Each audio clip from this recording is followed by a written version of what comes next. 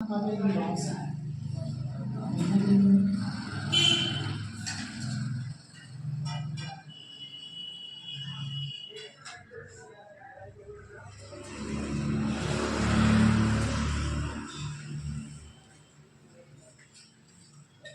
हो गया।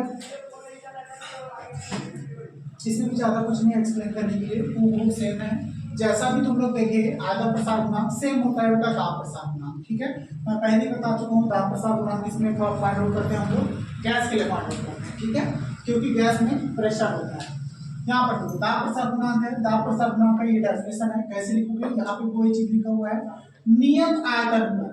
किसी गैस के ताप को 1 डिग्री सेल्सियस बढ़ाने पर उसके एकांक दाब में जो वृद्धि होती है उसे उस गैस का क्या कहते हैं हम लोग, ताप प्रसार गुणांक है, ठीक है। मतलब एक नियत आयतन है, कांस्टेंट आयतन है, तो उसके ताप को हम लोग फिर कितना बढ़ाएंगे, 1 डिग्री सेल्सियस बढ़ाएंगे, ठीक है। उसकी वजह से क्या होता है, उसके एकांक दाब में जो वृद्धि होती है, मतलब दाब में जो वृद्धि होती है उसे हम लोग क्या बोलेंगे, दाब प्रसार गुणांक बोलते हैं। दाब प्रसार गुणांक को किससे दर्शाते हैं, बीटा से दर्शाते हैं। क्षेत्रीय प्रसार गुणांक को भी हम लोग बीटा से दर्शाते हैं, याद आ रहा है, ठीक है। क्षेत्रीय प्रसार गुणांक कैसे में पा रहे हैं, मतलब रजनी पेन खा रही है। नेक्स्ट इधर देखो,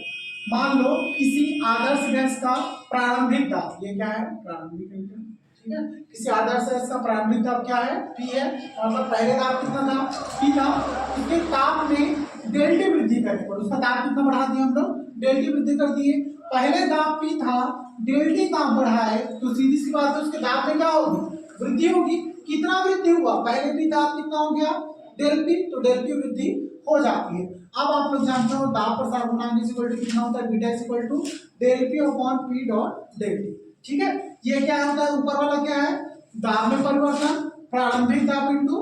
ताप में परिवर्तन, ठीक है। ये 15 पलट के देखोगे तो नहीं मिलेगा,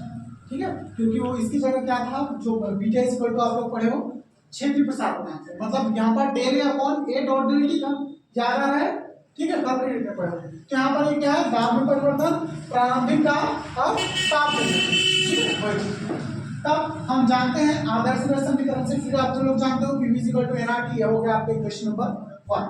ठीक है। नीचे लिखा हुआ है नियत आयतन पर ताप बढ़ाने से दाब भी बढ़ जाता है, ठीक है। नियत आयतन है, ठीक है, गैस का एक पर्टिकुलर कांस्टेंट आयतन होता है, तो उसमें अगर हम टेम्परेचर बढ़ाते हैं तो दाब भी क्या होता है, बढ़ता है, ठीक है। मैं अभी भी बताऊं, मतलब कोई भी चीज है जिसमें क्या होता है, गैस भरा होता है, अगर उसका आप टेम्परेचर बढ़ाते हो तो उसमें क्या होता है, प्रेशर बढ़ता है। एक बलून रखो, उसको आग के ऊपर में रखो, उसको क्या कर दो, लगातार गर्म करते जाओ, तो क्या होता है, बलून का साइज ऐसे बढ़ने लगता है, मतलब उसमें क्या होता है, आयतन में, तो उसमें दाब बहुत ज्यादा बढ़ जाता है, और ज्यादा दाब बढ़ा मतलब क्या होगा, फट जाएगा, ठीक है। तो वही लिखा है यहाँ पे,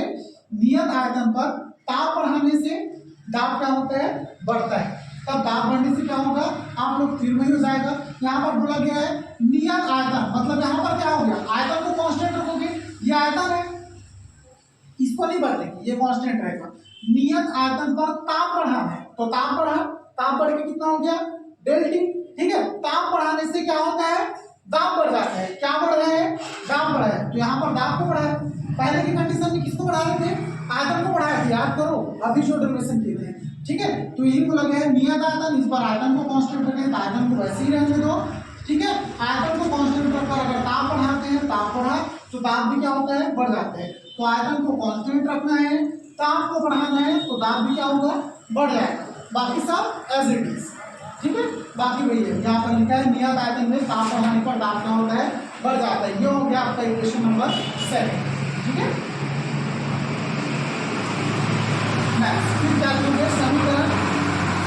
2 में समीकरण 1 का भाग लेने का। अब फिर से ये समीकरण 2 है, ये समीकरण 1 है, एज इट इज इसको डिवाइड कर दो, डिवाइड करोगे तो जो ये पद करता है यहाँ पे काट दो। यहाँ पर देखो डेल P अपॉन P था, ये कटेगा क्या, नहीं कटेगा, कौन सा कटेगा, ये दोनों कट जाएंगे, P अपॉन V कटेगा ना, कट गया, क्या है यहाँ पे क्या कटा, एन आर कट गया, डेल P अपॉन T बच गया यहाँ पे, ठीक है। जो बचा उसको वैसे रहने दो। यहाँ पे बचा डेल P अपॉन P, ये देखो डेल P अपॉन P बचा था, यहाँ पे डेल T बचा था, डेल T इधर क्या ऊपर में मल्टीप्लाई में है, इधर ले जाऊंगा किसमें चला जाएगा, डिवाइड में, जो कि यहाँ पर देखो डिवाइड में आएगा डेल T। अब यहाँ पे कितना बच गया, 1 अपॉन T, बचा कि नहीं बचा, डेल T उधर चला गया, यहाँ पे कितना बचा, 1 अपॉन T। यहाँ पर देखो 1 अपॉन T, ये होगा आपके क्वेश्चन नंबर 3। दाब प्रसार गुणांक इक्वल टू आप लोग क्या जानते हो बीटा इक्वल टू कितना होता है del P upon P dot del P कहां से यहां पे लिखा हुआ है ठीक है तो जानते हो अब इतना वैल्यू जो दिख रहा है ये क्या है बीटा है क्योंकि दाब प्रसार गुणांक आप लोग इतना जानते हो ना तो इतना इक्वल टू आप क्या कर सकते हैं यहां पर बीटा पुट कर दो तो बीटा इक्वल टू कितना हो गया 1/2 नहीं ये समीकरण 3 था ये समीकरण 4 था दोनों से बीटा इक्वल टू कितना हो जाएगा 1/2 यहाँ पर भी स्पष्ट रूप से बोल सकते हो इसके हिसाब से अगर थ्योरी बनाओगे क्या बनेगा बीटा क्या है आपका दाब प्रसार गुणांक तो आप लोग बोल सकते हो एक नियत आदर्श गैस में क्या होता है जो दाब प्रसार गुणांक होता है वो कितना होता है टेम्परेचर का व्युत्क्रम होता है यहाँ पर वही स्पष्ट है कि किसी आदर्श गैस का दाब प्रसार गुणांक उसके ताप का क्या होता है व्युत्क्रम होता है ठीक है अब यहाँ पर अगर इनकेस आपको पूछ दिया जाए कि आयतन प्रसार गुणांक और दाब प्रसार गुणांक में संबंध क्या होता है तो यहाँ पर नीचे लिख देता हूँ मैं छोटा सा ठीक है आयतन प्रसार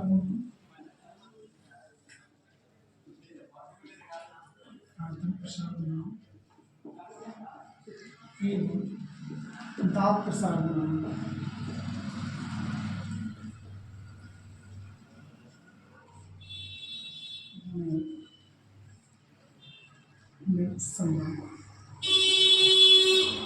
चलो दोनों में से क्या क्या जानते हो आप लोग आयतन प्रसार गुणांक में कितना निकाले थे वैल्यू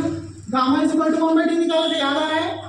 आयतन प्रसार गुणांक में कितना निकाले हो gamma is equal to 1/d निकाले हो यहाँ पर जानते हो आप लोग गामा इज इक्वल टू कितना निकाले थे 1/d निकाले थे ठीक है और यहाँ पर दाब प्रसार गुणांक में क्या निकाले हो beta is equal to 1/d ठीक है तो ये कितना हो गया बेटा beta is equal to 1/d आप ध्यान से देखोगे यहाँ पर दोनों में इक्वल टू कितना है 1/d है कि नहीं है इसका मतलब मैं डायरेक्ट बोल सकता हूँ कि गामा किसके बराबर है बीटा के बराबर है ना यहाँ पर डायरेक्ट लिख सकते हो गामा इज इक्वल टू कितना हो गया बीटा ये रिलेशन है इसको थ्योरेटिकल फॉर्म में लिखोगे तो क्या लिखोगे इसको थ्योरेटिकल फॉर्म में गामा क्या है आयतन प्रसार गुणांक दाब प्रसार गुणांक के बराबर होता है बस ठीक है इनके साथ अगर क्वेश्चन आपको ऐसा पूछ दिया जाए कि आयतन प्रसार गुणांक एवं दाब प्रसार गुणांक में संबंध स्थापित कीजिए ठीक है ऐसा क्वेश्चन आ गया ठीक है तो आपको एक नहीं दो डेरिवेशन एक साथ करने पड़ेंगे ठीक है और दोनों डेरिवेशन को करने के बाद ये रिलेशन लास्ट में बैठा के दिखाना पड़ेगा ये दोनों डेरिवेशन ऐसे केसेस में 5 नंबर का आएगा क्वेश्चन में और दोनों डेरिवेशन आपको जो डिराइव करके दिखाना पड़ेगा यहाँ पे नीचे लिख लेते हैं स्पष्ट है ठीक है आयतन प्रसार गुणांक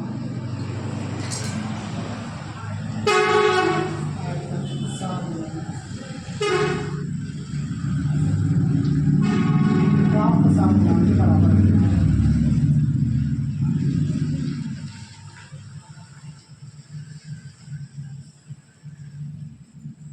ये बराबर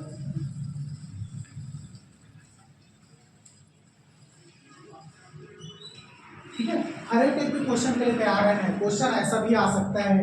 आयतन प्रसार गुणांक एवं दाब प्रसार गुणांक में संबंध स्थापित कीजिए तब दोनों डेरिवेशन आपको बनाना है इतना बस लिख के नहीं आओगे 5 नंबर के नहीं ठीक है दोनों मिला के बनेगा लिखोगे तो लिख लो क्वेश्चन ऐसे भी आएगा आयतन प्रसार गुणांक एवं दाब प्रसार गुणांक में संबंध स्थापित कीजिए क्वेश्चन लिख लो कैसे आता है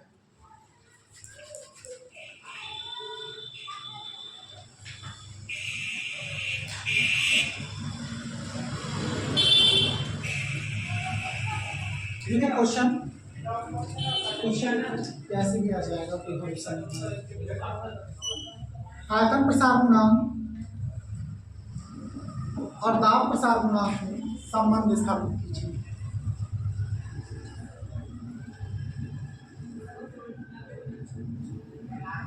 क्वेश्चन लिखा होगा है अरे ये क्वेश्चन के फॉर्म में आएगा अगर आया तो ऐसा आएगा करके बता रहा हूँ फिर दोनों डेरिवेशन एक साथ बनाना है आपको ठीक है ये भी वो भी तब जाके संबंधित और लास्ट में तब जाके रिलेशन दिखाओगे आप लोग कीर्ति सिद्धांत ऐसा सीखोगे ठीक है पहले उसको फिर सेकंड में इसको और लास्ट में ये स्टेप लिखोगे तो कंप्लीट हो जाएगा ये पूरा 5 नंबर का पैकेज हो जाएगा ठीक है दोनों डेरिवेशन बनाएंगे हाँ दोनों बनाना है बेटा तब जाके ठीक है ये तो इतना छोटा डेरिवेशन है 3 नंबर का तो यही हो गया और मतलब 2.5 नंबर है इसको मान लो 2.5 नंबर को इसको मान लो और इसको फोकट का मान लो छोटा सा फोकट का